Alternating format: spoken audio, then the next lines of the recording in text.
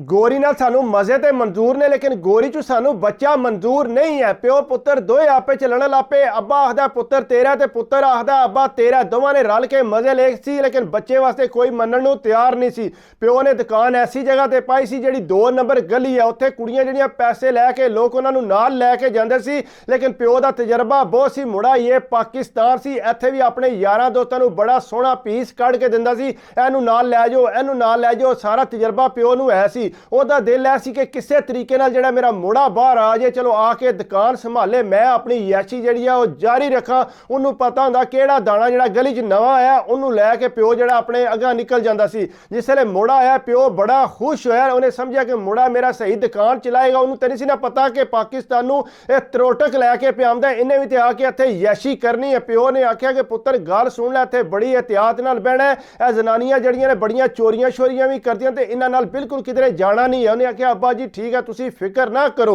अब्बा जी अक्सर जड़ा पहले टाइम बहते सी, पुत्र जड़ा पिछले टाइम दुकान ते आंदा सी 12 बजे तक जड़ा वो अब्बा जी बहते सी, उस तो बाद मुड़ा आके दुकान संभालदा सी। अब्बे हरी पहले जड़ा काम पाना हुंदा सी दुकान चो खड़ के ते ओदे नाल काम पा के ते बाई टोपी सिर ते पा लैंदे सी। पुत्र चंगा मैं नमाज पढ़न चला। हालांकि अगे पिछले दुकान वाले दस्सिया कि ए तेरे अब्बे दी मशूक ही, अब्बे तेरे नूं बड़ी पसंद है। वो कहंदा मेरा अब्बा इस तरह दा नहीं है, अब्बा इस तरह दा काम नहीं करदा। लेकिन वो कुड़ी जिस टाइम आउंदी सी आके मुड़े नाल भी बड़ियां गप्पां शप्पां लांदी सी, बड़ियां प्यार मुहब्बत दियां गल्लां करदी सी। मुड़े नूं बड़ी पसंद आई सी। मुड़ा भी उहनूं इंज करदा दुकान दा शटर सट के ते अंदर लै जांदा, पूरी ओहदे नाल चस लैंदा सी। जिसले जान लगदी सी एक बोतल चुक के ते ओह अपने निकल जांदी सी। अब्बा जिसले आंदा पुत्तर है बोतल निकल गई है, हाँ जी अब्बा जी निकल गई है। कहंदा बड़ियां बोतलां निकलदी। इस तरह करके दोए प्यो पुत्र चस लैंदे सी। एक दिन मुड़ा टाइम नाल आया दुकान ते, आके तकिया ते दुकान दा शटर थल्ले उहने खड़काना शुरू करता कि अब्बा जी किधर गए ने। उहने आख्या अब्बा जी, लेकिन अब्बा जी ने अंदरों दरवाजा कोना खोलिया लेकिन उत्थे फिर टुर के ते अगा पिछा हो गया। जो ही अगा पिछा होया प्यो ने दुकान खोली ते उन्होंने बाहर काट दिता।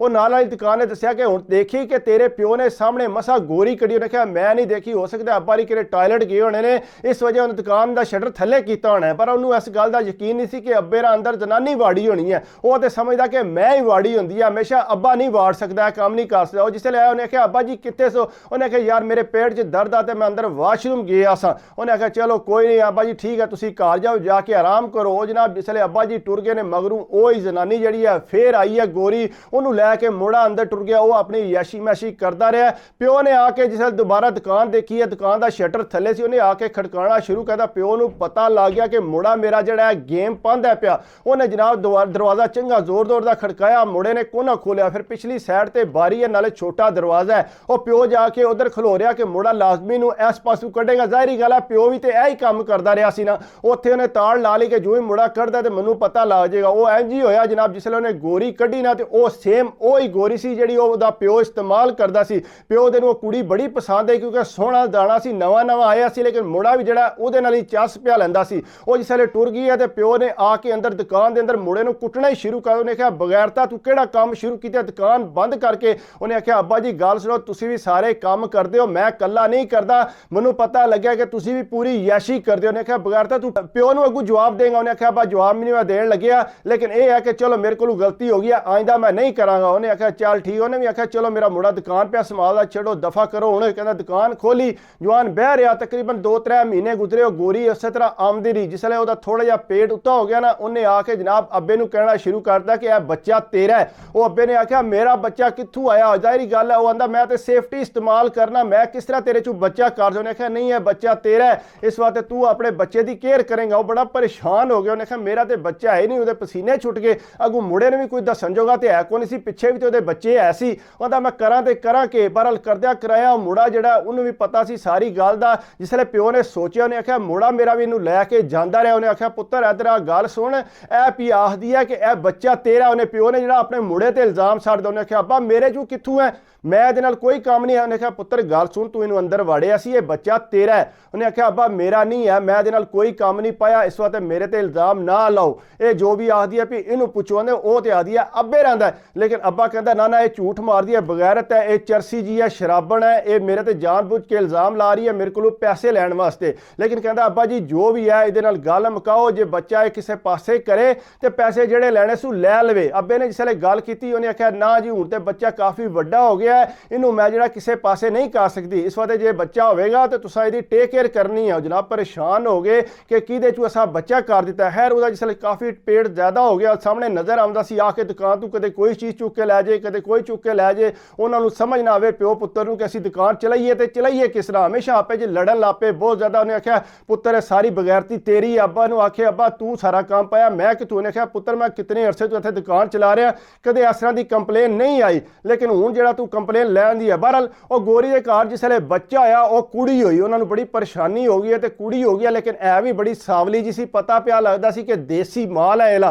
वो आंदी है देख लै बिल्कुल तेरे ते आ। वो प्यो ने सोचा ये तो काम बड़ा खराब हो गया। प्यो ने आख्या पुत्तर फटोफट दुकान बेच के इथों निकलण वाली गल करिए, ये ना आवे कोई लम्मा काम बन जे। उन्हें प्यो ने किसी ने गल की सस्ते दामों जिहड़ा अपनी दुकान बेच के ते उथों नस्सण की कोशिश की। जनाब वो इंज कीता पुत्तर नूं लैके वो सैडे हो गया। जिस सैडे हो गया दुकान बेच दी, गोरी बाज ढूंढना शुरू कर दिता कि बच्चे का खर्चा कौन देगा, बच्चा तो ईद है। उन्हें जनाब जाके केस किया। ज़ाहरी गल है दुकान तो अगे प्यो के नां ते सी ना। वो जिस उन्हें सारी कार्रवाई की, अदालत वाले जनाब प्यो के घर लैटर टोरिया। उन्हें आख्या हाँ बई इस तरह तेरा बच्चा है तो तू जड़ा उहदा खर्चा चुकना है तो तू उन्होंने जड़ा मिलता नहीं पिया। जिस अदालत ने आख्या जी मेरा बच्चा नहीं है, ये झूठ मार दिया, इनू तो लखां बंदे उत्थे आके मिलते हैं, मेरा बच्चा किस तरह हो सकता। उन्हें आख्या चलो ये गल है तो फिर तेरा जड़ा DNA टेस्ट करा लेने। वो जनाब जिसले DNA टेस्ट कराया उहदा ते ना मैच होया, लेकिन जिसले उहदा मुड़े दा मैच किया तो मुड़े दा मैच हो गया। वो परेशान हो गए कि साडे नाल बनिया की है। उन्हें आख्या बगैर तो तेनों मैं पहले ही आख्या सी तू सेफ्टी इस्तेमाल नहीं करता, तू पाकिस्तान नूं नवां नवां आया से, तेनों यह काम नहीं सी करना चाहिए। उन्हें आख्या अब्बा जी मैनू के पता कि यह काम हो जाएगा।